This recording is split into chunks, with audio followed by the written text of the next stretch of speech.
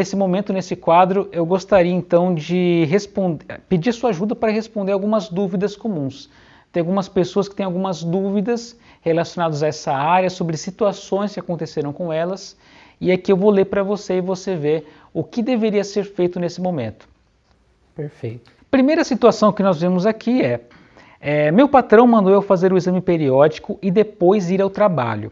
Porém, os exames duraram todo o dia e não consegui voltar. Meu patrão disse que isso contaria como falta de trabalho. É certo fazer isso? De forma alguma. Né?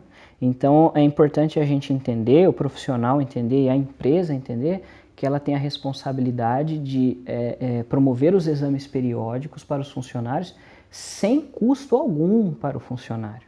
Né? E esses exames não podem ser feitos nas férias ou nas folgas dos profissionais. Tem que ser feito durante o expediente de trabalho. Né? Então isso não pode ser cobrado.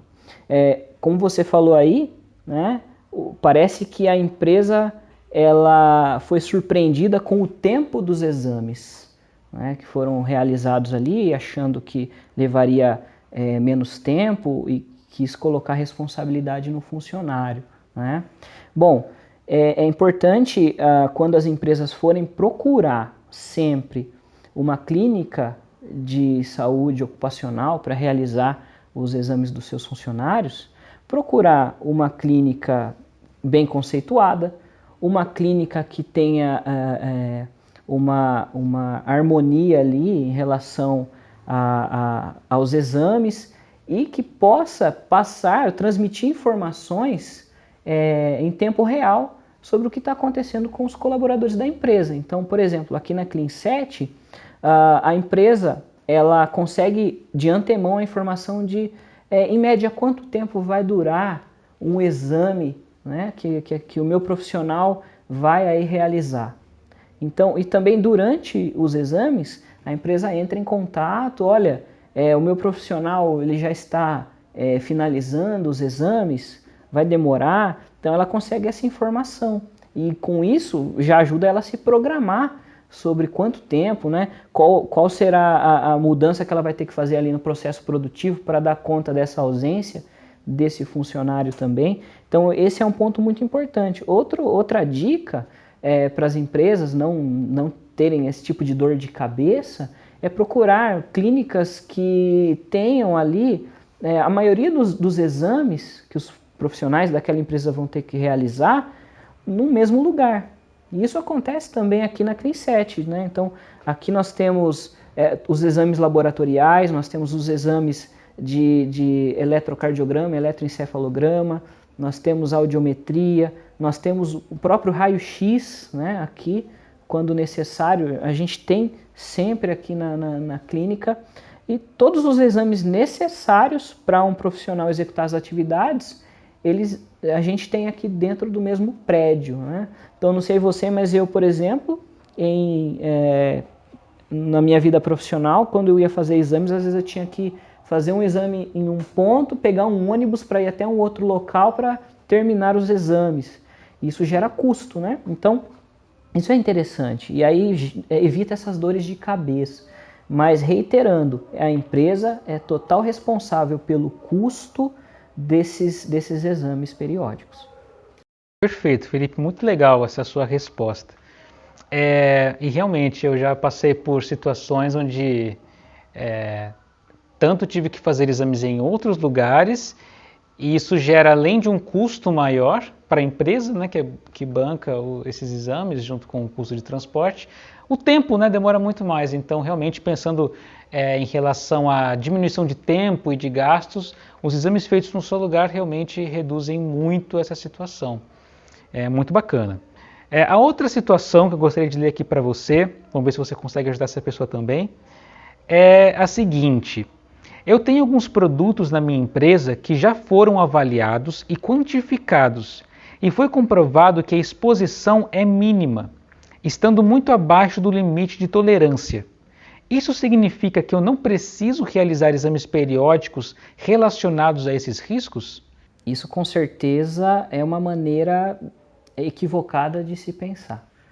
porque a empresa que pensa dessa forma, ela pode ser levada a cometer erros graves, depois irreversíveis, né?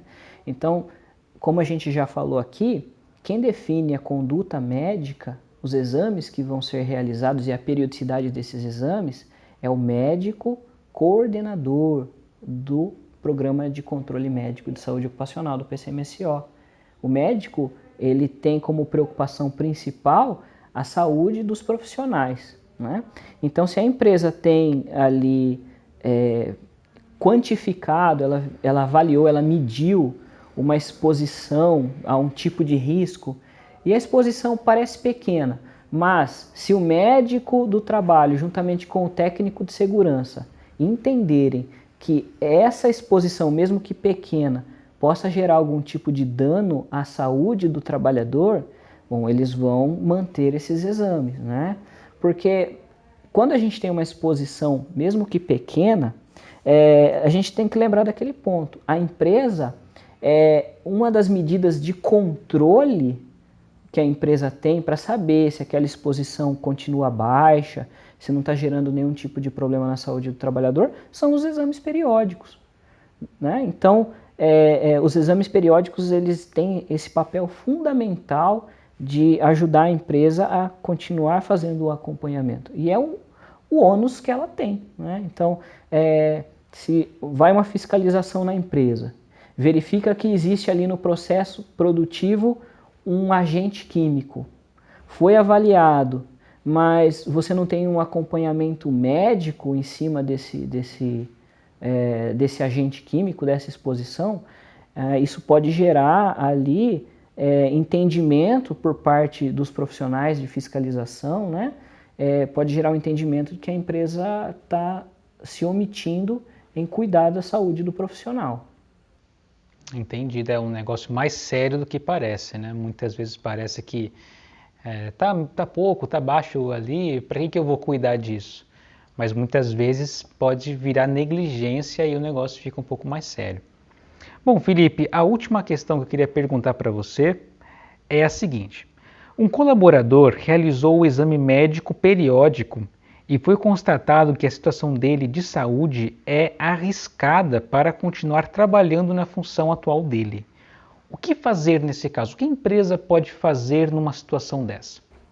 Bom, então o funcionário foi até a clínica, né, num período ali determinado, e realizou os exames periódicos. O exame periódico verificou que a saúde dele não está mais dando condições dele continuar executando aquela atividade.